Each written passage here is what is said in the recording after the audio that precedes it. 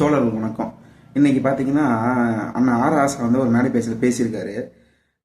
அனுப்பி வைத்தோம், ஆட்சி பொறுப்பிற்கு வந்தீர்கள் சொன்னீர்கள். அதற்கு அவர் பதில் சொல்லிக் கொண்டிருக்கிறார். நாங்கள் அவர்களை அமைச்சர்களாக ஆக்கியிருக்கிறோம் என்று சொல்கிறார்.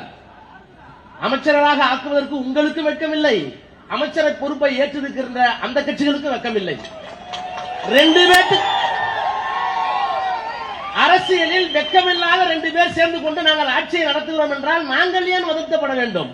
இந்த மாதிரி வந்து தாவேக ஆட்சி அமைச்சதுல வந்து தாவேக்கும் வெக்கம் இல்லை, அதாவது கூட்டணி கட்சியான அமைச்சர் பொறுப்பானவங்களுக்கும் வெக்கம் இல்லை அப்படின்ற மாதிரி ஒரு வார்த்தை பயன்படுத்திருக்காரு. எனக்கு நான் என்ன சொல்ல வரேன்னா, ஆனால் நீங்கள் வந்து அரசியலில் ஒரு மூத்த தலைவர், கிட்டத்தட்ட வந்து நேஷனல் பாலிடிக்ஸ் வரைக்கும் பார்த்தவர். என்னை மாதிரி நிறைய யங்ஸ்டர்ஸ்க்கு நீங்கள் வந்து ஒரு முன்னுதாரணமாக இருக்கணும். ஆனால் நீங்கள் வந்து இந்த மாதிரி ஒரு அரசியல் நாகரிகம் அற்று பேசி வர்றது வந்து ரொம்ப மனசுக்கு வருத்தமாக இருக்குண்ணா. இப்போ எப்படி சொல்கிறதுனா, ஒரு சின்ன உதாரணத்தை சொல்கிறேன் கேளுங்க.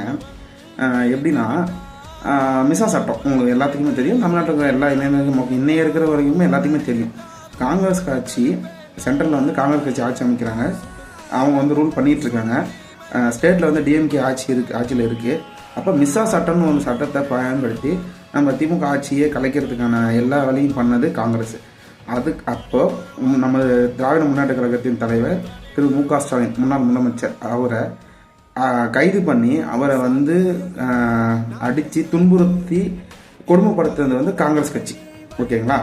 அந்த காங்கிரஸ் கட்சியோட அதுக்கு பிறகு நீங்கள் கூட்டணி வச்சு மத்திய அமைச்சர் பொறுப்பு கேபினெட் மினிஸ்டர் வாங்கி நீங்கள் வந்து காங்கிரஸோட கூட்டணியில் இருந்து கேபினெட் மினிஸ்டர் வாங்கியிருக்கீங்க. அது எந்த மாதிரி நிலைப்பாடுன்னா, இது ரொம்ப தவறான வார்த்தையெல்லாம் நீங்கள் பேசிகிட்டு இருக்கீங்க. தொடர்ந்து கூட்டணி கட்சிகளை வந்து விமர்சனம் பண்ணிகிட்டு இருக்கீங்க. குறிப்பாக சொல்ல போனால் விடுதலை சிறுத்தைகளில், இடதுசாரியில், ஐயங்கெல்லாம் பேசிகிட்டு இருக்கீங்க. அதாவது நீங்கள் ஒரு விஷயம் ஸ்டாண்ட் எடுத்தால் அது வந்து ஸ்ட்ராட்டஜி, அதே வந்து கூட்டணி கட்சிகள் எடுத்தால் அது வந்து துரோகமா? இது என்ன மாதிரி நிலைப்பாடு? இளைஞர்கள்லாம் வந்து எப்படி சொல்கிறது, உங்கள் மேலே இந்த மதிப்பு மரியாதை எல்லாம் சுக்குநூறாக உடைச்சிட்ருக்கீங்க. நீங்களே உங்களோட மரியாதை இழந்துக்கிறீங்களோ அப்படின்ற மாதிரி தோணுது. இது வந்து நம்ம திராவிட முன்னேற்ற கழகம் பண்ண விஷயத்துல நிறையா விஷயங்கள்ல ஃபெயிலியர் ஆகிருக்கு. அதில் ஏதோ ஒரு விஷயத்தில் மக்கள் வந்து திராவிட முன்னேற்ற கழகத்தை இன்று புறக்கணிச்சிருக்காங்க. வருங்காலத்தில் அதுக்கேற்ற மாதிரி மக்களோட பயணித்து மக்களுக்கான தேவையான விஷயங்களை செஞ்சு நம்ம திருப்பி ஆட்சியை பிடிக்க வேண்டியதுக்கு என்னென்ன செய்யணுமோ அதை செய்யலாம். அதை விட்டுட்டு அமைச்சு கிட்டத்தட்ட 2 மாதம் பக்கமாக போகுது, இன்னும் கூட்டணி கட்சியில் வசப்பாடிக்கிட்டே இருந்தால் அது நம்ம மூத்த தலைவர் அப்படின்றதுக்கே அர்த்தம் இல்லாமல் போய்டுனா கொஞ்சம் என்னன்னு பார்த்து கன்சிடர் பண்ணுங்கள். நீங்கள் வந்து அரசியல் லாபத்துக்காக கேபினட் மினிஸ்டர் வாங்கினது தப்பு இல்லை அப்படின்னா, நாங்கள் இங்கே அமைச்சர் பதவி வாங்கினதுலையும் அந்த தப்பு இல்லை. ஏன்னா இது வந்து பதவி ஆசை கிடையாது.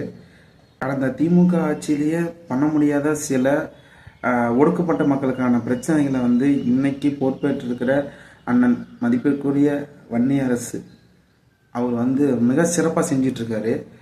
இது கடந்த கால ஆட்சியில் திமுகவாக இருந்தாலும் சரி அதிமுகவாலும் செய்ய முடியாத பல விஷயங்களை இன்னைக்கு நிறைவேற்றிட்டுருக்காரு. அதை நினச்சி நீங்கள் பாராட்ட கூட வேணாம். அவரை வந்து வசப்பாடிக்கிட்டு ஒரு மாதிரி கீழ்த்தரமான அரசியலை கையில் எடுக்க வேணாம்னு நான் நினைக்கிறேன்னா, இது வந்து எப்படி சொல்கிறது, பதவி ஆசைலாம் கிடையாது. இது வந்து அடிப்பட்ட மக்களோட பசி. இன்னைக்கு அவருக்கு வந்து பசியை தீர்த்துட்ருக்காரு. ஆனால் நீங்கள் அவரை போயும் கூட்டணி கட்சிகளையும் தவறாக சித்தரிக்கிறது வந்து ரொம்ப நாகரிகமற்ற அரசியலாக இருக்குண்ணா.